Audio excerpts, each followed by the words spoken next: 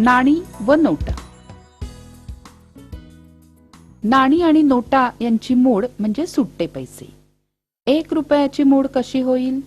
तर 50 पैसे आणि 50 पैसे म्हणजे 50 पैशांची 2 नाणी.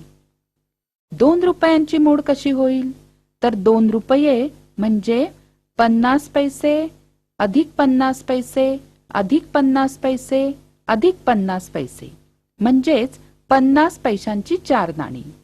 पण समजा आपल्याला 50 पैसे न वापरता 1 रुपयाचं नाणं घ्यायचं असेल तर 2 रुपयांची मोड म्हणजे 1 रुपयांची 2 नाणी होतील.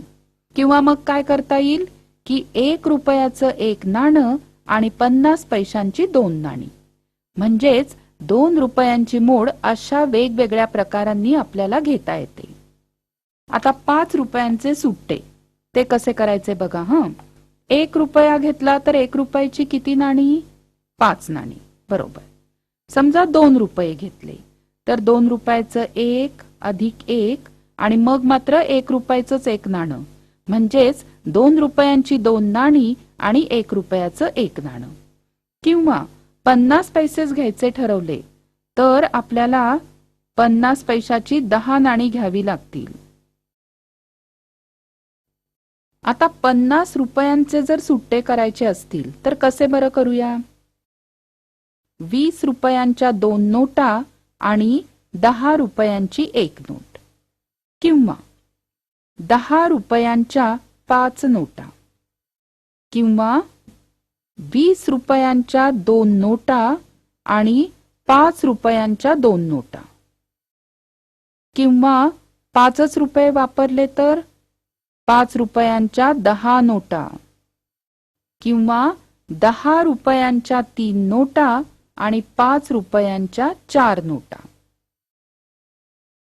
आता 1000 रुपयांचे सुट्टे करूया. 20 रुपयांच्या 50 नोटा. 50 रुपयांच्या 20 नोटा. 100 रुपयांच्या 10 नोटा. 500 रुपयांच्या 2 नोटा. आता हे आपण बघितलं सुट्टे करणे म्हणजे काय. सुट्टेच्या बरोबर उलट म्हणजे बंदे करणे. एखाद्या रकमेच्या लहान मूल्याच्या नोटा किंवा नाणी देऊन तेवढ्याच रकमेची जास्त मूल्याची नोट किंवा नाणी घेणं म्हणजे बंदे करणं. समजा 50 रुपयाच्या 2 नोटा दिल्या आणि त्याऐवजी 100 रुपयाची नोट घेतली तर आपण बंदे केले. 50 रुपयाची 1 नोट, 20 रुपयाच्या 2 नोटा आणि 10 रुपयाची 1 नोट यांचे बंदे केले तर किती होतील? 100 रुपये.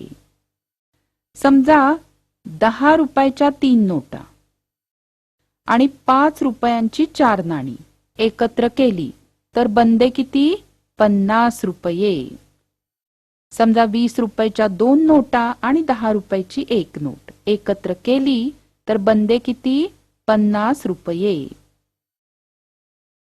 अजयकडे 9 नोटा आहेत. त्या सर्वांची एकूण किंमत 500 रुपये आहे. तर त्याच्याकडे कोणत्या किमतीच्या किती नोटा आहेत? 9 नोटा आहेत म्हणजे आपण पहिल्यांदा 100च्या किती नोटा होतात बघूया. 100 अधिक 100 अधिक 100 अधिक 100 अधिक 100 म्हणजे 5 नोटा होतील. पण आपल्याला 9 नोटा हव्यात ना. मग आता ह्या 3 नोटा तशाच ठेवू. ह्या 100चे 2 50-50 करू. ह्या 100चे 2 50-50 करू. मग एकूण नोटा होतील 1 2 3 4 5 6 7. नाही, मग आपण अजून छोट्या नोटा करूया. ह्या 50च्या करूया 20 20 आणि 10. मग आता एकूण नोटा होतील 1 2 3 4 5 6 7 8 9. बरोबर. म्हणजे आता त्याच्याकडे 100 रुपयाच्या 3, 50 रुपयांच्या 3, 20 रुपयाच्या 2 आणि 10 रुपयांची 1 अशा एकूण 9 नोटा आहेत.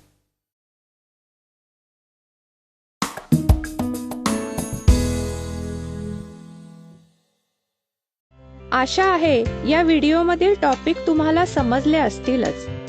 अजून पुढील व्हिडिओ पाहण्यासाठी आमच्या चॅनलला सबस्क्राईब करा आणि इतर पालकांना आणि विद्यार्थ्यांना शेअर करून पुढील व्हिडिओसाठी आम्हाला प्रोत्साहित करा.